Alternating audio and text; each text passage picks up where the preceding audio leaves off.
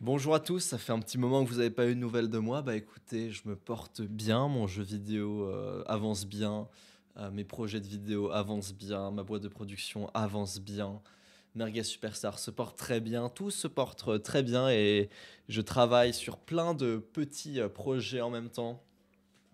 Ça devient de plus en plus dur d'avoir des moments de repos dans la journée. Là j'étais en week-end quelques jours avec ma copine et ça devient de plus en plus dur de pouvoir se reposer sans penser en permanence à tiens, il faut que je parle avec le développeur principal, faut que j'appelle Apple, tu sais, parce que j'ai des galères en ce moment avec Apple vu que je vais publier un jeu vidéo sur l'App Store. Euh, il faut qu'il me valide des trucs et tout, c'est chiant de ouf. Euh, j'ai des galères, j'ai des galères partout. J'avance bien, je continue de courir, je continue de faire de la masse, donc ça c'est mon sport, le sport continue bien. Et sur mon temps libre, je note un petit peu des sujets dont j'aimerais parler sur cette chaîne. Et j'ai jamais le temps de les faire parce que j'ai pas le temps. J'ai vraiment zéro temps en ce moment et c'est chiant de ouf parce que bah comme je vous l'ai dit, les rares moments de repos j'aime bien les passer avec ma famille ou avec ma copine. Et là j'aimerais vous parler du fait de vouloir devenir youtubeur en big 2024. Pourquoi? Parce qu'à l'heure où je vous parle, je viens de voir le documentaire slash film de Inoxtag. Je l'ai pas vu en entier, j'ai vu les 20 premières minutes, mais déjà ça annonce du lourd. Très sincèrement, je suis pas fan de Inoxtag de manière générale. Quoique j'ai toujours beaucoup aimé son énergie et ce qu'il dégageait comme personnalité, même si j'ai jamais trop regardé ses vidéos. Et c'est du lourd. C'est enfin, j'aime beaucoup la mentalité, quoi. Ça vient des shonen, ça vient de se dépasser, faire du sport, ça, donc je kiffe. Et donc je regardais son documentaire, et premier truc que je me suis dit, c'est mon Dieu, le nombre de mecs qui vont commencer à être en mode David Goggins, c'est après avoir vu ce documentaire. Je pense qu'il va y avoir tellement de jeunes qui vont se la jouer David Goggins, ce qui est une bonne chose, hein. Commencer à faire des trucs de ouf, peut-être un peu dangereux. Je pense que il y aura des morts. Je pense que indirectement, il aura fait beaucoup de bien avec ce documentaire, mais je pense qu'il aura aussi causé des morts parce qu'il y aura plein de gens qui voudront faire grimper des trucs de ouf et qui vont crever parce que j'ai vu le truc sur l'Everest, c'est méga dangereux, c'est une dinguerie. Et, euh, bon, au global, je pense que ce sera quand même plus positif que négatif. Et je me dis, il doit y avoir tellement. Il y a toute une première. Alors, elle est assez courte, mais il y a toute une première partie dans son documentaire qui parle de euh, devenir youtubeur. Genre, le mec qui commence à faire des vidéos sur Minecraft quand il est jeune. Et petit à petit, qui gagne en abonnés, les 100 000, les 1 million, les projets. Je fais des loups-garous, je fais des trucs de ouf. Et de plus en plus, je deviens un vrai youtubeur, un gros youtubeur. Et je trouvais ça assez lourd. Et je me demandais, aujourd'hui, en Big 2024, qui, qui veut encore devenir youtubeur? Eh ben, je pense plus grand monde, si vous voulez mon avis. Enfin, en tout cas, moins dans la vibe, moins youtubeur comme Cyprien, Norman de l'époque. C'est-à-dire que je pense qu'aujourd'hui, il n'y a plus personne qui. Je pense qu'il y a un renoncement raisonnable aujourd'hui au fait de devenir youtubeur à immense succès. C'est-à-dire que là, la vidéo d'Inoxtag, elle est sortie il y a quelques heures, elle est à 5 millions de vues, je crois. Je crois qu'aujourd'hui, il y a un renoncement raisonnable chez la plupart des gens qui se lancent à vouloir faire ça. Par contre, je constate aussi que énormément de gens se lancent, et énormément de gens que je connaissais genre du collège ou de lycée qui commencent à se lancer. J'ai vu des vieux potes là qui ont rejoint Merguez Superstar et qui ont commencé à faire des vidéos. C'est pas fou, tu vois, c'est pas la folie et tout, mais ça commence, ils démarrent, tu vois, ils font des vidéos à 500, 1000 vues. Il y en a un peu plus expérimentés qui font des 10 000, 20 000 vues, et il y en a encore plus expérimentés, les meilleurs de Merguez Superstar font quelques centaines de milliers de vues. Et il y en a quand même qui font des gros chiffres sur les scores. Il y en a peut-être un ou deux sur Merguez Superstar qui ont fait des vidéos longues à 1 million de vues ou plus. Mais faut pas se mentir, aujourd'hui, le très très haut du panier en termes de. Bah, je suis devant mon PC et je fais une vidéo, tu vois, genre pas produite tranquille, tu vois, genre vraiment vidéo où je raconte ma vie, où je raconte l'histoire d'un jeu vidéo type The Great Review et tout. Les meilleurs dans ce domaine, euh, même eux, tant que c'est pas produit de ouf et tant que la vidéo coûte pas 50 000, aujourd'hui, c'est la vérité, je pense que ce n'est plus possible de faire des vidéos à 10 millions de vues. Tu vois, à l'époque, tu pouvais être poisson fécond et faire un sujet, un top. Un top pouvait, je pense que les meilleures vidéos de poisson fécond, genre tu sais, les salaires des youtubeurs et tout, ça pouvait faire 10 millions de vues. Aujourd'hui, la barrière à l'entrée est tellement haute pour faire 10 millions de vues, mais c'est quand même une bonne chose.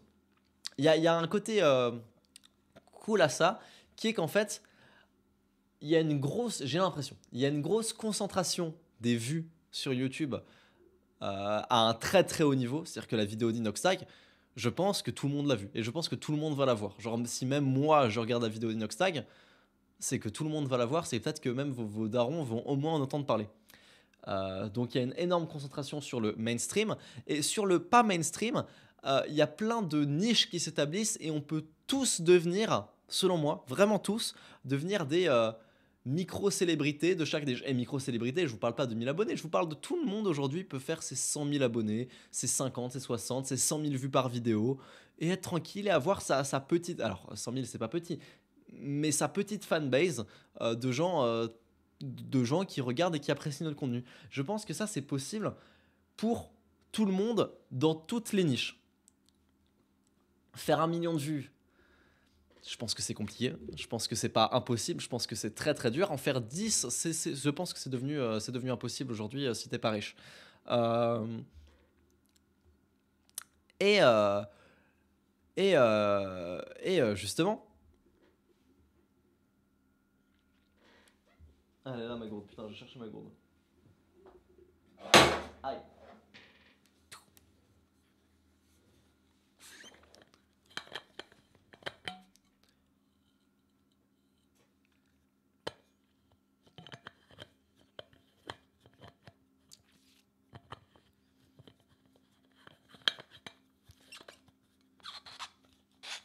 Et justement, de moins en moins de gens commencent YouTube en se disant je veux être YouTuber et être connu, riche, Cyprien, Norman, Squeezie, Noxtag.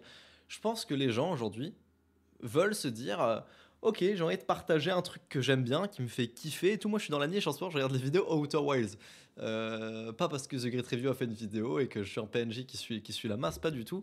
Parce que j'aime beaucoup Outer Wilds et que en ce moment, il se trouve que grâce à The Great Review, plein de gens font des vidéos sur Outer Wilds, the speedrun d'Outer Wilds, machin et tout. Et je regarde ça et je me dis, ça se voit que les mecs sont passionnés. Et je sais que les mecs ne vont pas faire plus de 100 000 vues. Mais c'est cool parce qu'aujourd'hui, vous faites 10 000 vues. Mieux que ça, vous faites 5000 vues. Si c'est 5000 vues qualifiées, que vous proposez quelque chose, un produit, un service à ces 5000 personnes, que 1% des gens achètent et que vous vendez de la qualité, par exemple, imaginons vous faites des vidéos sur le montage vidéo et vous apprenez soit à monter, soit vous proposez vos services de montage, il vous suffit de 5000 vues pour trouver des clients et ne jamais être en dèche de thunes, tu vois ce que je veux dire? C'est qu'aujourd'hui, dans le monde où on vit, l'asset le plus puissant, c'est la communauté. Moi, c'est ce qui me permet là, notamment de pouvoir faire un jeu, de pouvoir balancer des dizaines de milliers d'euros dans un jeu vidéo, c'est la vérité, tu vois. Et, euh, et d'avoir la communauté qui va suivre derrière et que je sais que ça a marché, et que ça va être ouf et que ça va être rentable. Et enfin, tu vois, enfin, c'est tellement puissant une communauté aujourd'hui. Je sais plus qui disait ça, mais le truc là des 1000 vrais fans, si aujourd'hui t'as 1000 vrais fans dans n'importe quelle niche, tu ne peux pas être pauvre, forcément tu peux vivre. T'as de la thune et tout. Donc je pense que le mec aujourd'hui qui fait des vidéos Outer Wilds, genre le speedrun d'Outer Wilds qui fait 10 000 vues avec ça, et qui à la fin, sans prétention, tu vois, et sans faire en mode le vendeur de formation et tout, mais qui à la fin propose un petit guide. Ok, mon petit guide à 40 balles, voilà comment bien speedrunner Outer Wilds. C'est une vidéo de 2-3 heures qui vous apprend à bien speedrunner Outer Wilds. C'est 40 balles, c'est pas une formation pour comment devenir riche. Je pense que c'est une nouvelle économie qui est en train de se créer chez les petits slash moyens créateurs, donc les mecs qui font entre 10 et 100 000 vues par vidéo, tu vois. Je pense que c'est une économie qui est en train de se créer, qui est grave lourde, qui peut permettre à n'importe qui de se lancer sur YouTube sans trop de moyens et de bien en vivre. Mais quand je dis bien en vivre, c'est, je sais pas, 10 000 balles par mois, tu vois, c'est super et c'est lourd ce qu'on peut faire aujourd'hui. Et, euh, et je trouve ça cool. Donc devenir YouTuber en Big 2024, ce que j'en pense, c'est que c'est une bonne idée. C'est qu'en plus, c'est que la barrière à l'entrée pour devenir mainstream est immense, mais la barrière à l'entrée pour en vivre et en vivre bien en kiffant ce qu'on fait, elle est pas du tout immense aujourd'hui. Enfin, j'en ai parlé tellement de fois. D'ailleurs, c'est mon business plan, c'est le business plan de tous les youtubeurs sur Mega Superstar. Le but, c'est pas de faire des millions de vues. Tu sais, c'est peut-être, c'est si, évidemment que c'est le but. Et bien sûr que idéalement, on aimerait tous en faire et qu'on améliore notre vidéo. Mais il y a un renoncement réaliste au fait de faire, comme Inoxtag, 5 millions de vues en 6 heures. Non, c'est pas vrai. Inoxtag, il a bossé sa vidéo pendant un an. Ça fait 3 mois qu'il la tease. Ça fait un an qu'il la tease et qu'il en parle en boucle, en boucle, en boucle. Évidemment que si tu veux faire une vidéo à 6 millions de vues, il va falloir mettre les moyens, il va falloir avoir une grosse communauté de base et il va falloir la teaser plusieurs mois en amont, bien sûr. Mais bon, si maintenant ton objectif c'est partager ma passion, avoir 10 000 abonnés, de gens qui me ressemblent, vendre un produit en accord avec ce que je veux délivrer comme valeur ou comme message ou n'importe quoi, sans douiller personne, c'est-à-dire vraiment tranquille, tu vois, genre typiquement le guide Outer Wilds à 40 balles sur comment bien speedrunner, tu vois, je vois pas comment on peut faire une publicité mensongère pour un truc comme ça. Les gens achètent pas, c'est comme ils veulent. Et je suis persuadé que n'importe qui aujourd'hui peut se faire, c'est, allez, j'ai dit 10 000 balles. Allez, 10 000 balles, c'est pas facile quand on a 10 000 abonnés, mais c'est 5 000 balles par mois, facile avec ce business model, ce business plan, en partageant sa passion. Et c'est tellement pur, c'est tellement honnête. Enfin, je trouve ça pas du tout sale, en fait, comme façon de faire, de faire des vidéos sur un sujet qui te passionne, dans une niche, entre guillemets, donc un truc qui intéresse pas forcément beaucoup de monde, juste les gens comme toi, et vendre un truc à ces gens intéressés. Je trouve que c'est beau, sincèrement, tu vois, je trouve que c'est une bonne chose. Je trouve que c'est une nouvelle économie qui est en train de se créer. Je trouve que les gens qui vont arriver là-dessus, les premiers, sincèrement, vont plus qu'avec les autres, évidemment, mais je pense que ce sera même possible dans encore longtemps de pouvoir faire ça. Alors, à plus petite échelle, tu vois, moi, je considère que je suis un des pionniers de cette façon de faire du business sur YouTube. Et parce que je suis pas un vendeur de formation, tu vois, peut-être qu'il y en a qui diront je suis un vendeur de formation, la vérité c'est que c'est pas ça, je vends des vidéos payantes et une communauté pour apprendre à faire des vidéos. Ça reste du low ticket, tu vois. Après j'ai mon accompagnement, c'est vrai. C'est vrai. Mais c'est même pas une formation l'accompagnement, c'est encore différent. Et je suis un peu un de ces pionniers de ce truc là et c'est vrai que je me suis gavé, c'est vrai que j'ai fait plein de thunes, tu vois. Genre la vérité c'est que euh, je, je, je, je pense que plein de gens sous-estiment combien je gagne. Vraiment beaucoup de gens pensent que je gagne moins que ce que je gagne. Et pourtant, c'est pas ouf ce que je fais, mais je pense que j'étais un des premiers et que j'étais un des premiers à avoir fait ça en France, à réfléchir à comment on fait une communauté et vendre des trucs et pas être un vendeur de formation, ni être un formateur, mais être un YouTuber qui vend un truc. Tu vois ce que je veux dire? Je suis content d'avoir réfléchi à ça en premier, je suis content de bien m'être gavé là-dessus, mais je continue de faire de l'argent. C'est pas terminé et tout. Et je trouve que c'est la nouvelle bonne façon de devenir YouTuber et d'exercer ce métier. Voilà. Faut que je vende ma soupe, c'est vrai. Donc, si en plus le sujet s'y prête très bien. Si vous aussi, vous souhaitez devenir youtubeur à 10 000 abonnés, c'est ce qu'on promet dans mon accompagnement avec plein d'autres gens, avec Kélian et tout. Euh, le lien est en description. Il y a 5 places par mois, c'est la vérité. Je dis pas 5 places par mois, genre dépêche-toi, c'est la vérité. Il y a vraiment 5 places par mois. Si vous souhaitez le rejoindre, prenez un appel, on va pas vous manger. Promis, promis, promis. Et, euh, et voilà, et dans le pire des cas, vous repartez avec des bons conseils. Dans le meilleur des cas, on vous accompagne.